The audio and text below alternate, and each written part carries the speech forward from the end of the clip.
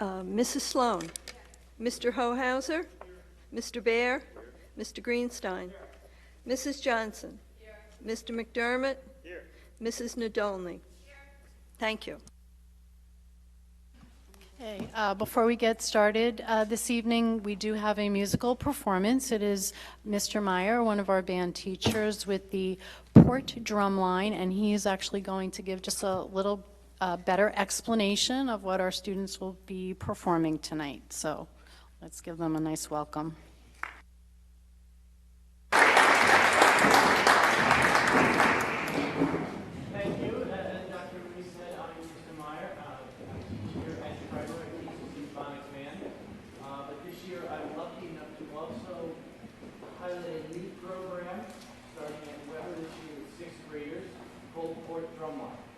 The overall goal is to eventually bring back the marching band in full,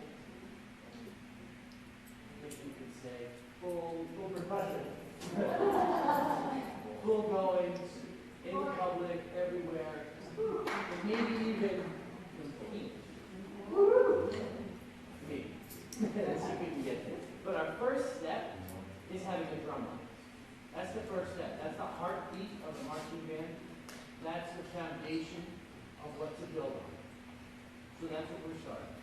The sixth graders, I got recruited from the sixth grade band, the Bob Morey band, as well as Ms. Carol Fallow's orchestra. And we have 9 young men and 1 young lady joining us, as well as a senior experience member from here at Schreiber, who is a percussionist in Mr. Brenner's concert band. She will be joining us. She's been helping out as well, getting her senior experience credit. All of these members that you'll see in a moment volunteer. They volunteer, they give up on their own their recess every other day to learn a new skill. This drumming is different than what they do in their regular band programs, where in band you support the melody. There is no melody. They are the melody. They are the support. They are the melody. They are the counter melody. They are everything. And so besides volunteering their time, most of them are actually not even percussionists. So they're all learning a very new skill, something different, something fun. They're all enjoying themselves. So before we play our first selection, I'm going to ask them all to come join us.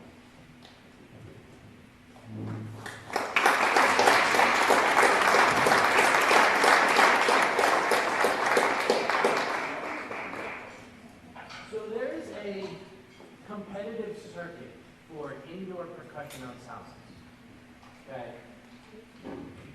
called IPE, which is Indoor Percussion Ensemble. They compete all over the world, and just 2 weeks ago they had their World Championships. And every group, whether you are the top group or you are brand new, you learn one exercise. You learn one specific exercise. And that exercise is called 8 on a hand. And we're going to play that for you today.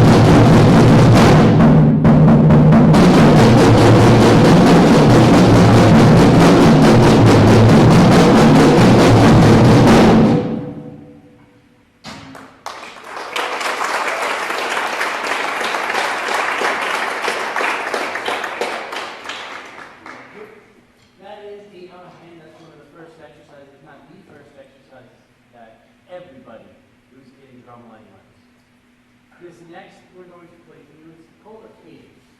It was written, actually, I didn't tell them this, it was written for them. A friend of mine wrote this up when I told her that I have a 6th grade brand new drum line. And she said, I have something perfect for you. So she wrote this up. She's a big Edgar Allan Poe fan, so she entitled it The Raven.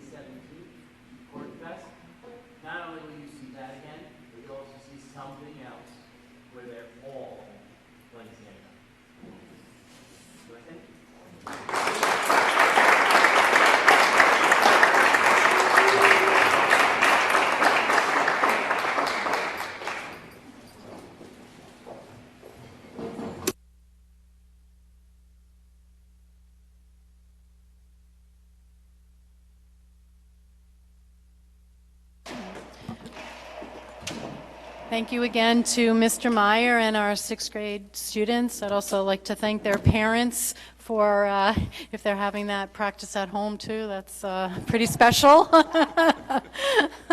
And it's very exciting at the prospect of creating a marching band in the future. And so very, very well done. So very nice. Thank you. I'd like to make a motion to adopt the agenda for April 24th, 2014. Of a second, Mrs. Johnson, all in favor? 7-0, thank you. And we will now move to student and community comments. We ask that everyone remember to identify themselves for the record and keep to the 3-minute limit.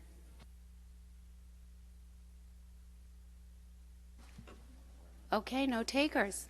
It's this Thursday night thing. It's throwing everybody off. My opening statement, I am first going to ask the superintendent to give a certificate this evening.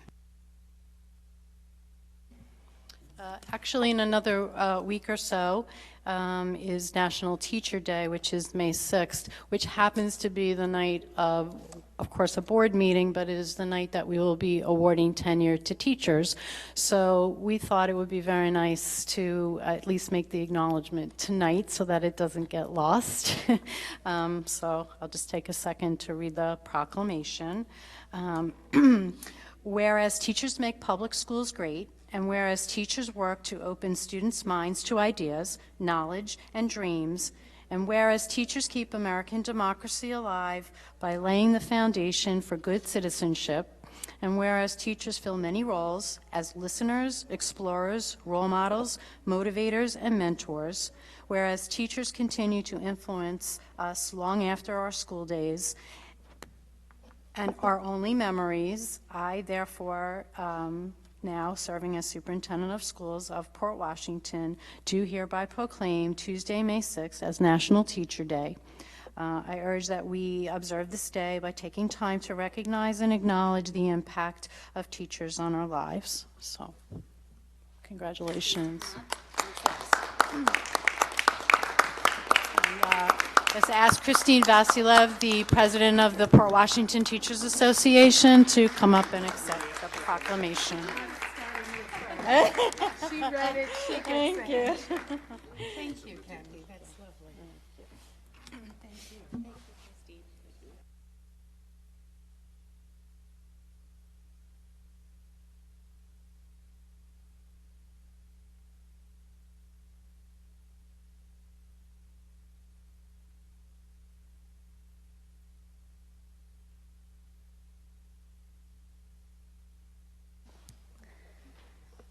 So I would just like to take a moment also to thank all the teachers. And our next meeting is really one of my favorite meetings of the year, our tenure meeting. And this year, for the first time, we will also be formally recognizing the teachers that will be retiring from the school district this year.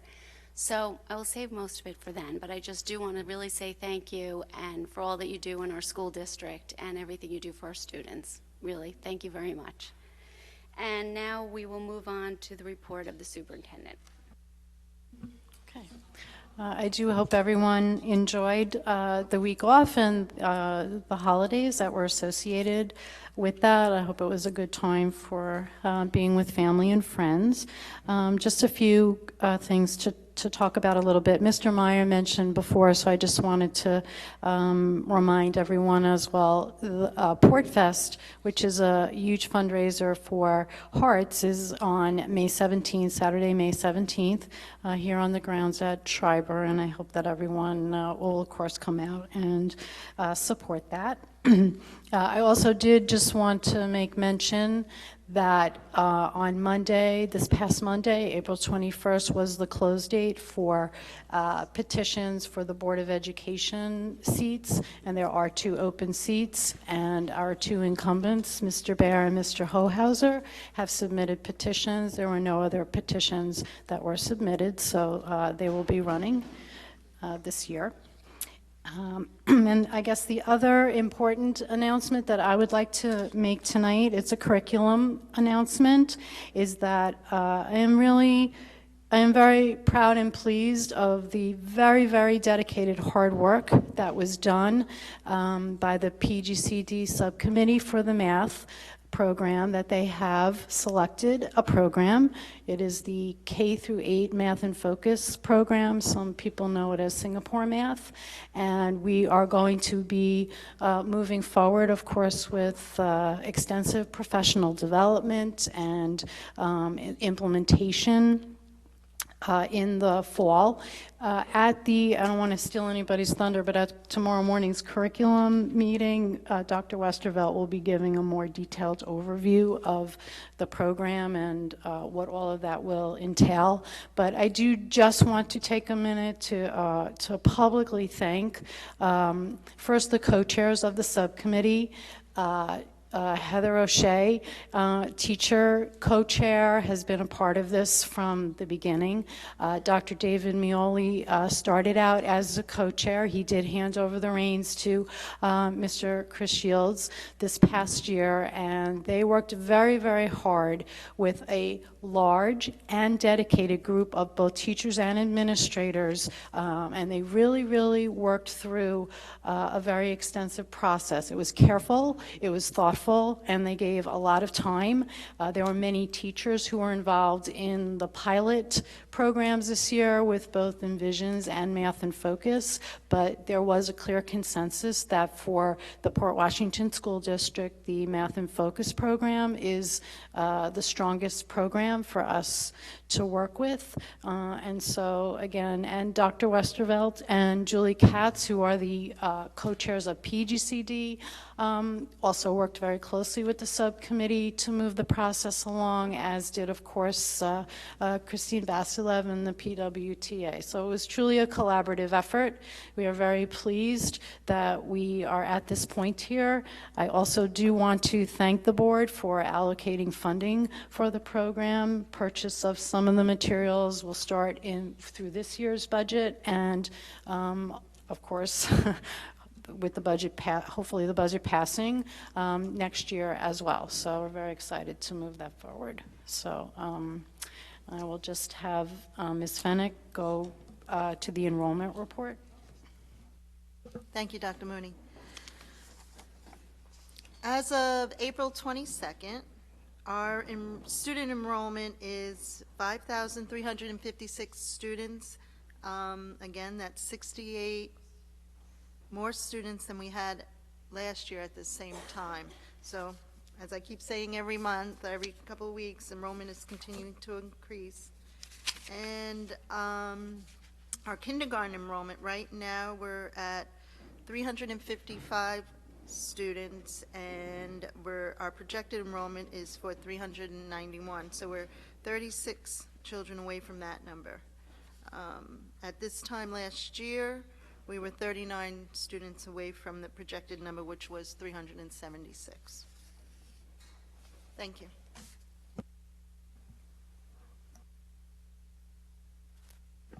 Thanks. I just wanted to mention the committee that worked on the math. We are going to be discussing it tomorrow, but I just want to say from the, it was a deliberative process, and because of it, I think that the rank and file teachers who I've spoken to are excited about getting a new program in rather than being nervous about it. And whichever program that they've been exposed to, they're looking forward to it, and they're looking forward to the way that Dr. Mooney has built in the support and the training so that they will be able to hit the ground running. And although it seems sometimes like we could do things faster, it's good to have our staff so invested in the decision and ready to make it work, because I think ultimately that will make it more successful for the students. Thank you. I just also wanted to mention that though we have 2 candidates this year for the school board for 2 seats, I hope everyone will attend the candidates' nights and debates, because a lot of school issues are discussed in a very interesting way every year. I've always gone, whether it's a contested race or not, so I urge everyone to go. I know there is an Ag 8 night, I'm not sure of the date, and there will probably be a League of Women Voters. The League is not doing it. Okay. Ag 8 is May 14th, and I believe it's in the library at Weber? It's at the library at Weber at 7:30. And now I will make a motion for the approval of minutes, April 8th, 2014. Do I have a second? Mr. Hohauser, all in favor? 7-0, thank you. And now we will go to the committee reports, policy and personnel. Ms. Johnson.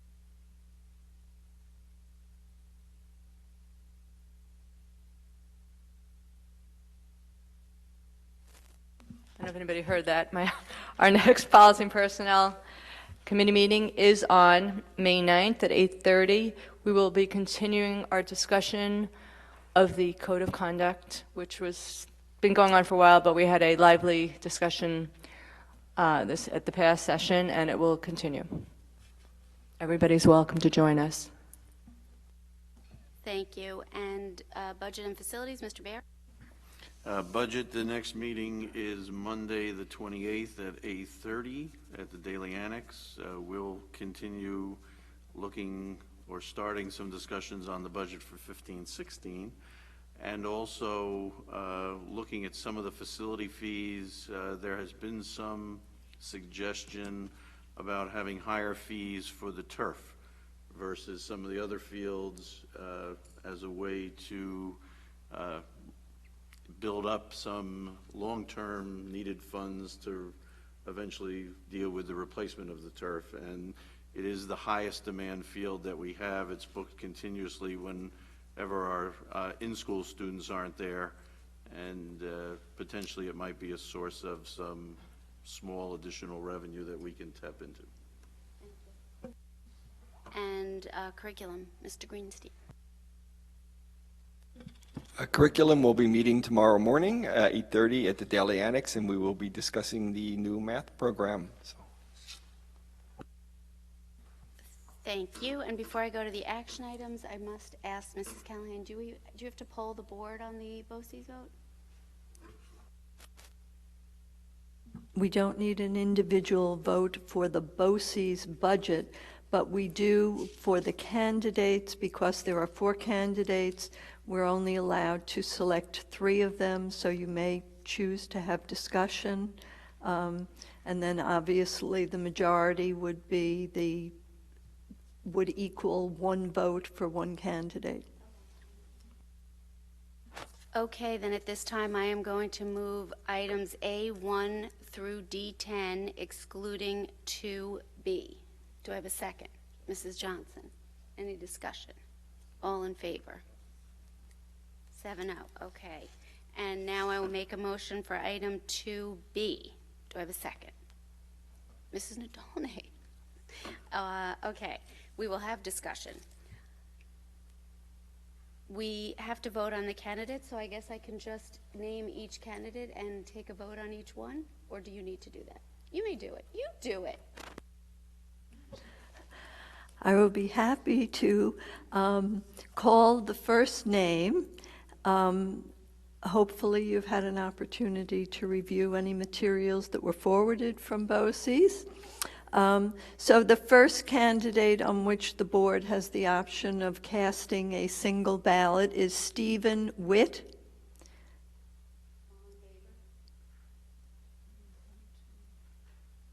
Six. Any objections or abstentions? Okay, so that's an abstention, but, okay. The second candidate is Eric Schultz, excuse me.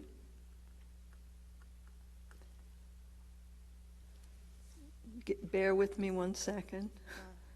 5.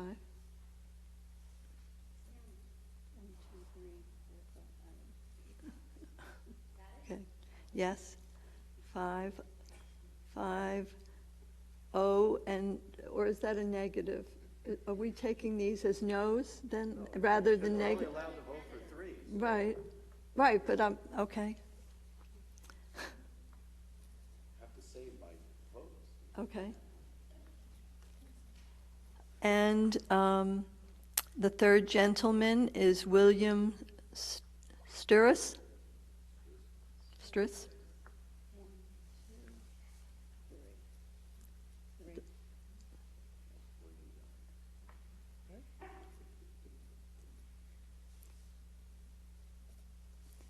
And Deborah Coates. 7? So it appears to me that we have Stephen Witt, Eric Schultz, and Deborah Coates. Thank you very much. Yes. Before we move on to the next item, I would just like to thank the Joseph Giordano Memorial Scholarship Fund for their generous donation. And I would like to say my apologies. I do believe the last meeting, it was the Sousa HSA that made a very generous donation, and I neglected to thank them for the record, so thank you very much. And we're on old business. Anybody? New business? Another opportunity for the community to be heard. Okay, we're adjourned.